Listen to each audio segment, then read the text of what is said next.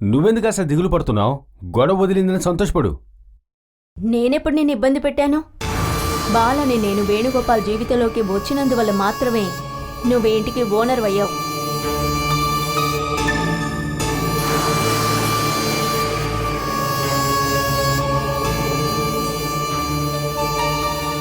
ఎవరి మీద ఏ కోపం లేకుండానే ఇక్కడి నుంచి వెళుతున్నాను. నాకు మంచి జరగాలని ఎవరు ప్రార్థించక్కర్లేదు.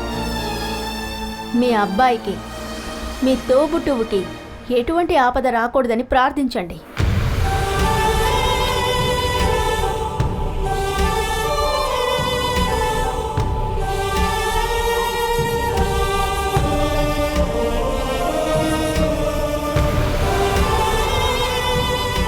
బాలా, ఊరికే కథలు మాట్లాడుకుంటా త్వరగా బయలుదేరు.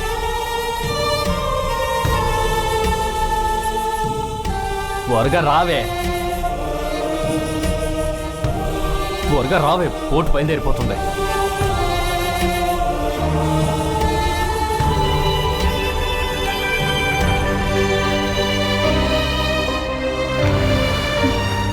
బాలా,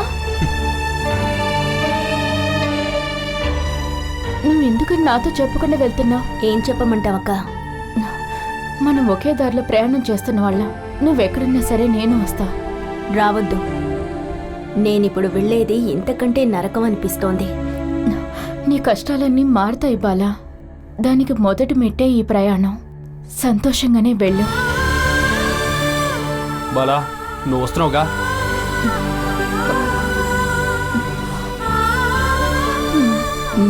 త్వరగా రావే.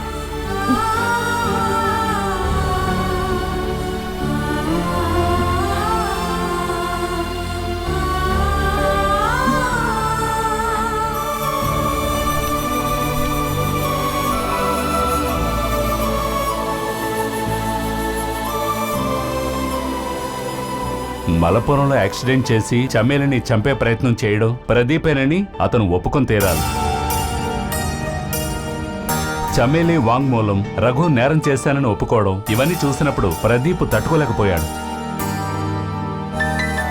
నువ్వు సూరజ్ స్ట్రాంగ్ గా నిలబడబట్టే వేరే ఎటువంటి సమస్య లేకుండా ఈ కేసుని ఇంత త్వరగా ఫుల్ ఎవిడెన్స్ తో కోర్టులో సబ్మిట్ చేయగలిగావు. ప్రదీప్ పిల్లకి దారుణమైన శిక్ష పడాలి. పథకం ప్రకారం ఇద్దరు పిల్లలపై హత్యా ప్రయత్నం చేశాడని అతని మీద ప్రధాన ఆరోపణ. వారిలో ఒక బిడ్డ చనిపోయాడు, ఇంకో బిడ్డ చావు అంచుల వరకు వెళ్లి తిరిగి వచ్చింది. యావజ్జీవ శిక్ష పడ్డానికి ఇది చాలు. ఆ కుక్క వల్ల ఒక పసిబిడ్డ ప్రాణం పోయింది కదా. ఆ యాక్సిడెంట్లోనే చమేలి సూరజ్ అనే కూడా చనిపోయే అవకాశం ఉండింది. అలా జరిగుంటే వాడు ఖచ్చితంగా ఇరుక్కునేవాడు కాదు. నేరం చేసినవాడు ఖచ్చితంగా ఏదో ఒక ఆధారం వదులుతాడు. ఆ ఆధారాన్ని బట్టి నేరస్తుడు ఏదో ఒక రోజు చట్టం ముందు నిలబడక తప్పదు. సూరజ్ జీవితంలో జరిగినవన్నీ కూడా కొత్త మలుపులు. అన్ని సమస్యలు తీరిపోయి వాళ్ళు మళ్ళీ కలవడానికి ఇవన్నీ జరగాలని రాసిపెట్టుంది. ఇక మీదటైనా చమేలి సూరజ్ అన్నయ్య అర్థం చేసుకుని జీవిస్తే బాగుంటుంది. ఇన్ని కష్టాలు చూసిన తర్వాత కూడా ఒకరినొకరు అర్థం చేసుకోపోతే ఇక అర్థమయ్యేలా చెప్పడం ఎవరి తరం కాదు. ప్రదీప్ కేసు 23వ తారీఖున మొదలవుతుంది. ఇంతవరకు అతను చేసిన నేరాలన్నిటికీ కోర్టు తప్పకుండా శిక్షిస్తుంది.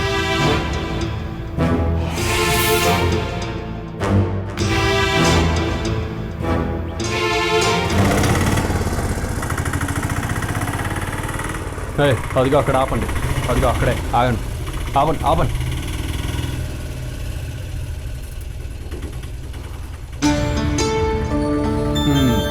ఇదే హౌస్ ఓనర్ ఇల్లు. నేను వెళ్ళి తాళం తీసుకొస్తాను.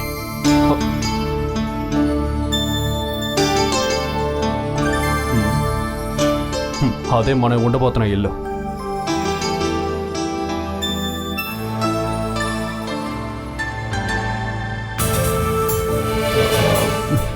ఇందులోనే ఎందుకు కూర్చోవడం? కొంచెం దూరమేగా నడవాలి. దిగు దిగు.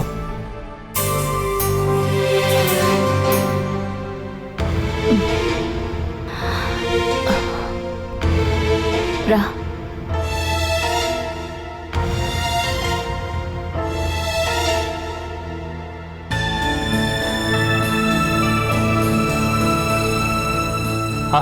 అది అక్కడే ఉండని నేను తీసుకొస్తాను. నువ్వు మెల్లగా నడుచుకుని వెళ్ళు. నేను తాళం తీసుకొస్తాను.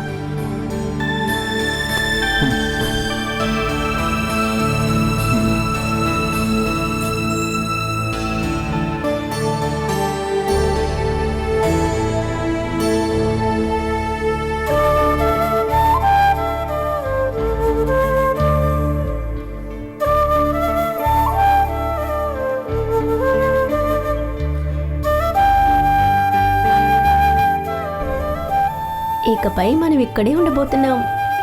బంగారానికి ఇల్లు నచ్చిందా? ఉం?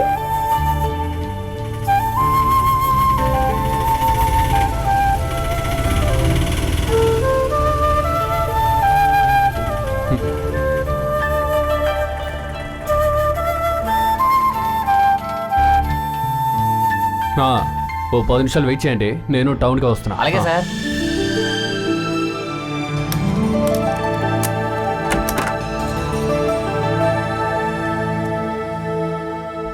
ఏంటే నువ్వే ఇంటికి రానివే, నువ్వే ముందు వెళ్ళిపో. సార్ ఇంట్లోకి మొదటిసారిగా ఉప్పే తీసుకెళ్ళాలి సార్. అదంతా ఏమవుద్దు. ఒక వారం క్రితం వరకు ఓనర్ ఫ్యామిలీ అందరూ ఇక్కడే ఉన్నారు. నువ్వు లోపలికి వెళ్ళి బాలా. వచ్చేసాడు ఉప్పు ఇయ్యాల.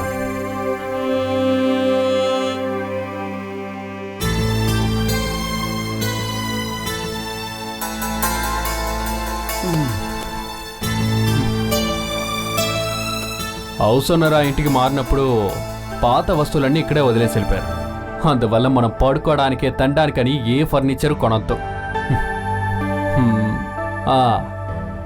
కిటికీ తెరుచుకున్నామంటే మనకి ఎప్పుడు గాలి ఉంటూనే ఉంటుంది. పాపని తీసుకెళ్ళి లోపల పడుకోబెట్టి వంట వండడానికి ఏమేమి కావాలో వెళ్ళి చూడిపో.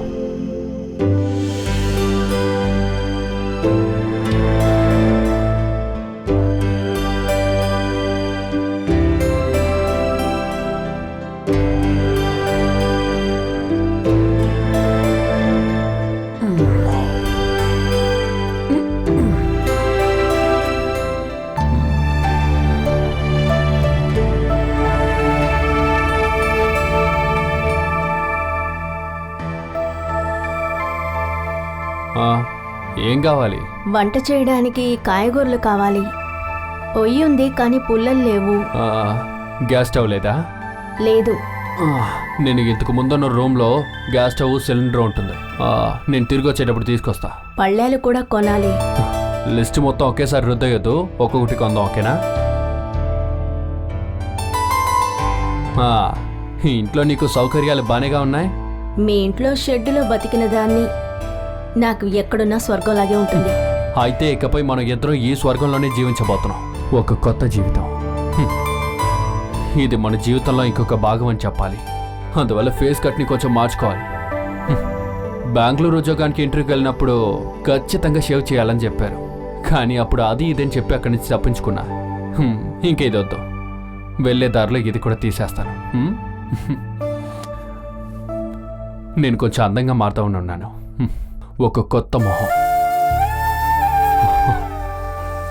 100-150 కిలోమీటర్ ప్రయాణం చేసి వచ్చావుగా, నీరసం ఉంటుంది. నువ్వు తలుపేసుకుని బాగా నిద్రపో.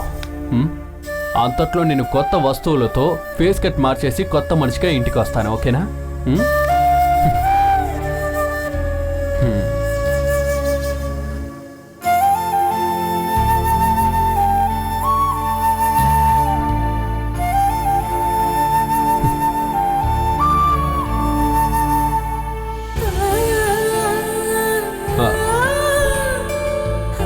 ఈ తలుపేసుకుని నువ్వు లోపలికి వెళ్ళి నిద్రపో, నేను త్వరగా వచ్చేస్తా.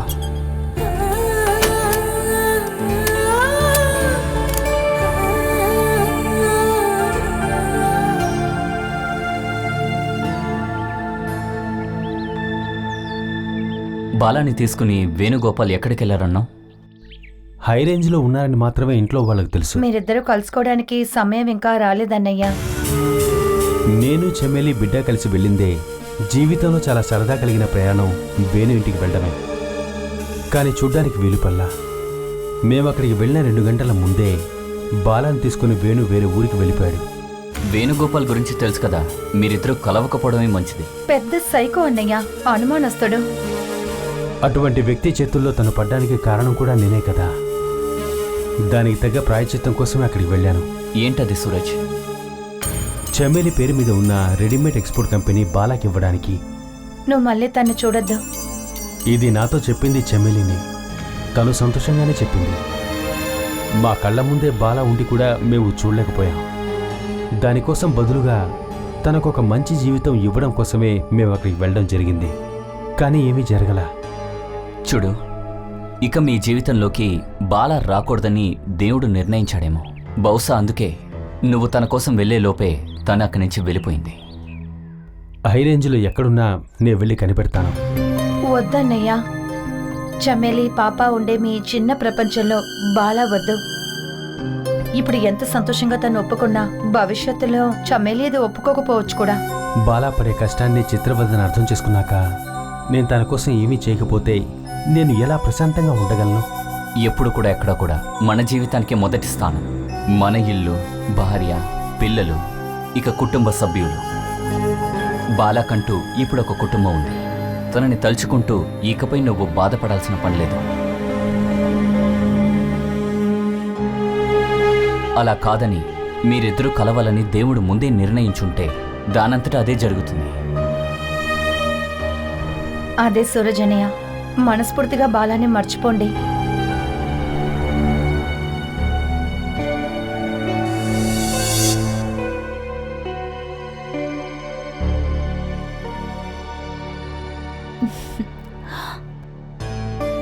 ఎక్కడికి వెళ్తున్నావు? పక్కింటికి కొత్తగా అద్దెకొచ్చిన వాళ్ళని వెళ్ళి చూడాలి కదా. అది వేణు తాళాలు తీసుకోవడానికి వచ్చినప్పుడు చూసావు ఓ, కదా. అతనే నేనెందుకు చూస్తాను? వేణుగోపాల్ పెళ్ళం పాప వచ్చారు కదా, వాళ్ళని చూస్తాను. ఓ. మీరు వస్తే రండి, మనం కలిసి వెళ్ళి చూద్దాం. మీరు వెళ్ళరండి, నాకు తోటలో కొంచెం పని ఉంది. వర్షం వస్తే మొత్తం పాడైపోతుంది. అయితే మీరు ఒంటరిగానే వెళ్ళి చూడండి. దానికేగా ప్లాన్ చేస్తున్నారు. నిన్ను తాను ఇంకా రెడీ అవుతుందా? ప్రియమ్మా, నువ్వు వస్తున్నావా లేదా? ఇదిగో మా వస్తున్నా. వెళ్దామా? ఇంకా కాస్త స్ట్రైట్ గా డ్రెస్ వేసుకోవచ్చు కదా. నాకు ఇది కరెక్ట్ గానే ఉందమ్మా. నాకు ఏది కరెక్ట్ గా ఉంటుందో అదే నేను వేసుకుంటాను. నోరు చూడు ఎలా ఉందో, కోతిలాగా. నీకు వయసు ఎంత అవుతుంది అనుకుంటున్నావు? ఏయ్, దానికి ఇష్టం వచ్చినట్టు డ్రెస్ వేసుకొని కరెక్ట్ డాడీ. చాలే రావే.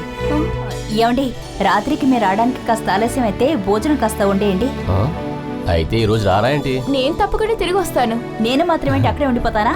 రావే నాతో. సింధు, వేణు వచ్చినప్పుడు ఒక విషయం చెప్పడం మర్చిపోయాను. వాళ్ళ స్టోర్ రూమ్ పక్క రూమ్లో మన అనిరుద్ధ వస్తువులన్నీ అక్కడ పెట్టించాను. అవన్నీ తీసి తగలబెట్టేయచ్చు కదా. తర్వాత వచ్చి నన్ను తగలబెడతానుక. ఇలా చూడు, ఆ రూమ్ పెట్టి తెరవద్దని చెప్పు. రూమ్ తాళాలు మన దగ్గరే కదా ఉన్నాయి. అందుకే తెరవద్దని చెప్పమంటాను. చెప్తాను, రామ్మా.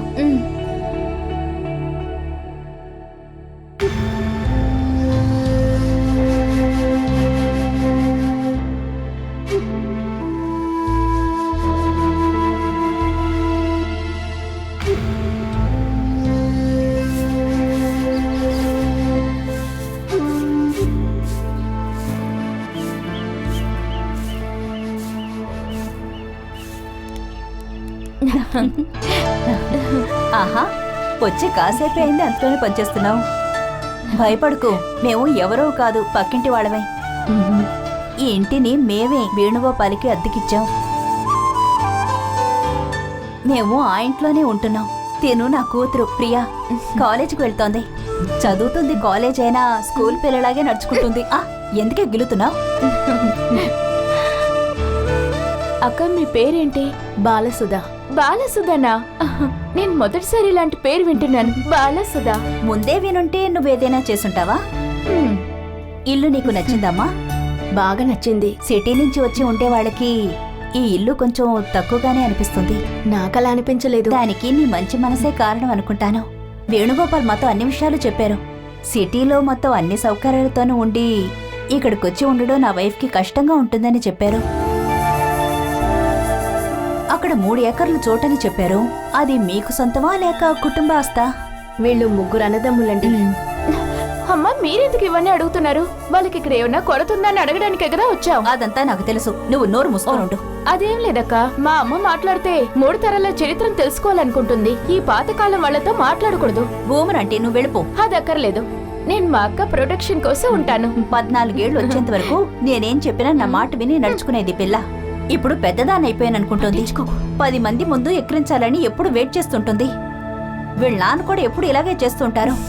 ఈ మధ్య నేను కూడా ఆయన ఇలాగే చేస్తున్నాను. దాంతో ఆయన ఆపేశారు. ఇప్పుడు ఇది మొదలు పెట్టింది. పెద్దవాళ్ళని ఏడిపిస్తూ వాళ్ళు చెప్పేదంతా తప్పు అని చెప్పేటప్పుడే కదా వీళ్ళు పెద్దవాళ్ళయ్యేది. అమ్మ ఇది అంతా ఊరికే అంటుంది. ఇంతసేపు ఉన్నాను కదా, నేనేమన్నా అమ్మని ఎగతాలు చేశానా? కానీ అమ్మ నా గురించి ఎన్ని పిత్తర్లు చెప్పింది నీకు, అదేం పర్వాలేదంట. ఇక నాతో రమ్మని నిన్నెప్పుడు పిలవను. నేనేం రానులే. చాలా అరే ఇద్దరూ గొడవ పడకండి. ఇది గొడవే కాదక్క, మా అమ్మ నేను ఎప్పుడు ఇంతే. నోరు ముసుకోవే. వేణుగోపాల్ మేనేజర్ గా ఉన్న ఫర్టిలైజర్ కంపెనీలో ఈ చుట్టుపక్కల వాళ్ళు చాలా మంది పనిచేస్తున్నారు. సూపర్వైజర్ జోసెఫ్ అన్నయ్య నా హస్బెండ్ కి చాలా క్లోజ్ ఫ్రెండ్. జోసెఫ్ అన్నయ్య చెప్పడం వల్లే మేము ఇంటిని రెంట్కి ఇవ్వడానికి ఒప్పుకున్నాం. అంతేగాని అద్దె డబ్బుతో జీవించాల్సిన అవసరం మాకు లేదు. ఇది మా హస్బెండ్ పూర్వీక ఇల్లే. కొంచెం మెయింటెనెన్స్ అంతా చేసి ఇక్కడ కార్ పార్క్ కట్టేవంతే. ఎందుకు బయటే ఉన్నారు? లోపలికి రండి. మేమిప్పుడు వెంటనే ఇంటికి వెళ్ళినా చేసే పని ఏమీ లేదులే.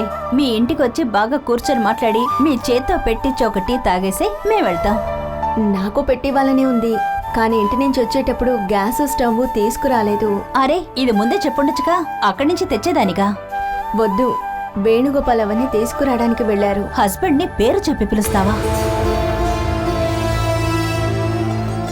దాంట్లో ఏం ప్రాబ్లం ఉంది? పిలవడానికే కదా పేరుంది. సిటీలో అదే అలవాటేమో కదా. లోపలికి వెళదాం రండి.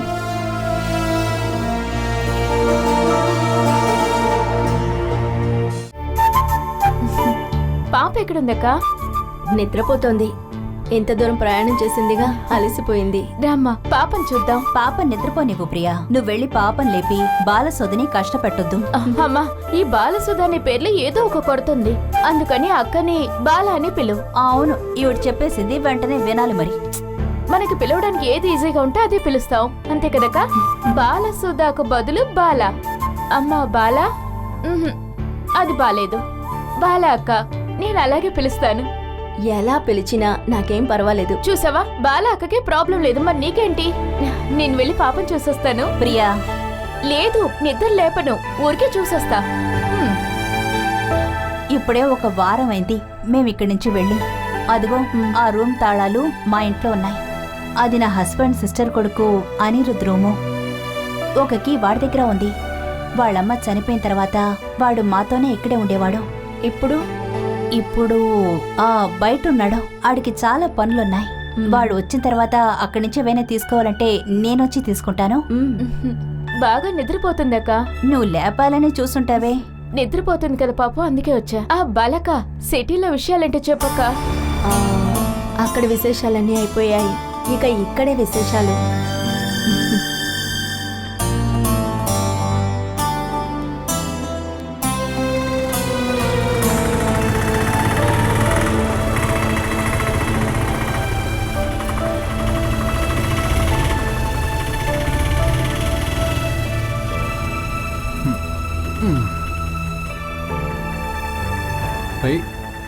మీరేంటి మొదటిసారి చూసేటట్టు చూస్తున్నారు? ఉదయం చూసింది మిమ్మల్నేనా? షేవింగ్ చేసేసరికి మనిషే మారిపోయారు. ఇంకా హై రేంజ్ లో బతుకుతామని కొత్త లుక్ ఉంటుందని తీసేశాను. అది మంచిదేలే. మా అమ్మాయి భార్య ఇక్కడికి వచ్చి చాలాసేపు అయింది. వాళ్ళని పిలుద్దామనే వచ్చాను.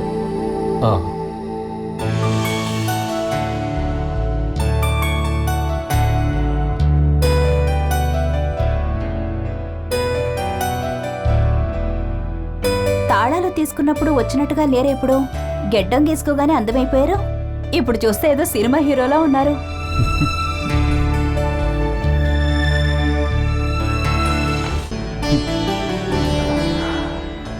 ఏంటి అమ్మ కూతురు ఇద్దరు వచ్చి ఇక్కడ సెటిల్ అయిపోయారా? నేను అన్నం వండి పెట్టాను, కూరేం చేయవా ఏంటి? అందుకేగా బయలుదేరుతున్నా. ఉండండి, నేను హెల్ప్ చేస్తాను.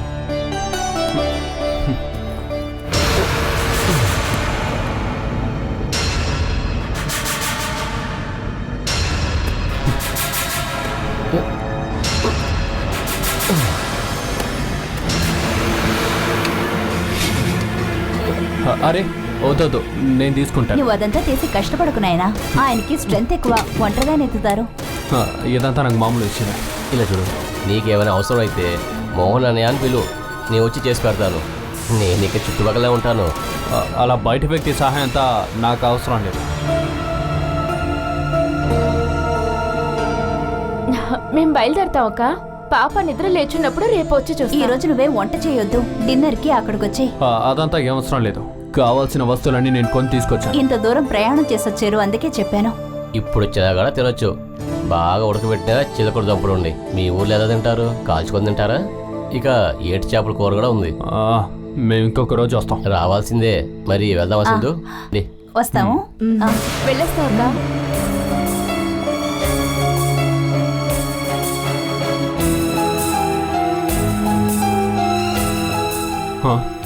రే కళ్ళు ఆర్పకుండా అక్కడేంట్రా చూస్తున్నాం. ఎంతైంది? మందా చెప్తాం. ఇది ఉంచుకో. వెళ్ళలేదు, త్వరగా వెళ్ళా. ఎవరిని నమ్మి ఇంటి దగ్గర చేర్చలేకపోతాం. తిరుగుతున్నాడు చూడు షర్ట్ లేకుండా. షర్ట్ వేసుకొని తిరిగితే ఏమైపోతాడు? అది కూడా ఆడవాళ్ళు ఉన్న చోట్ల.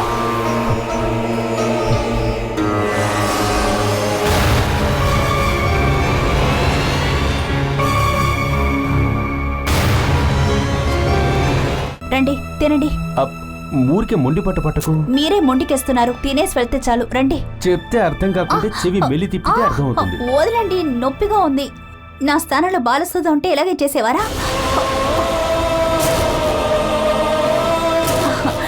ఏమైంది? నీ చెప్పింది నచ్చలేదా? మిమ్మల్ని ఆట పట్టించడానికి ఇప్పుడు నా దగ్గర ఒక పేరుంది. ఇక నా దగ్గర గొడవ పడ్డారంటే నేను బాలసుధ పేరే చెప్తాను. పులిలాగా వచ్చే మనిషి పిల్లిలా పరిగెడతారు. నువ్వు నిజంగా చాలా అసాధ్యురాలివే చమేలి. ఇప్పుడైనా మీకు అర్థమైతే సరే. ఇంకా లేట్ చేస్తే నాన్న కోపం వస్తుంది. వచ్చేస్తాను.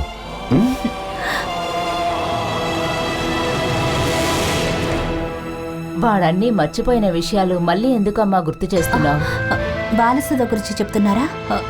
నేను ఊరికే ఆట పట్టించడానికి అలా అన్నాను. ఏదేమైనా ఇప్పుడు చాలా సంతోషంగా ఉన్నాం. అది చెడిపోయే విధంగా మనం ఇప్పుడు ఏమీ మాట్లాడొద్దు.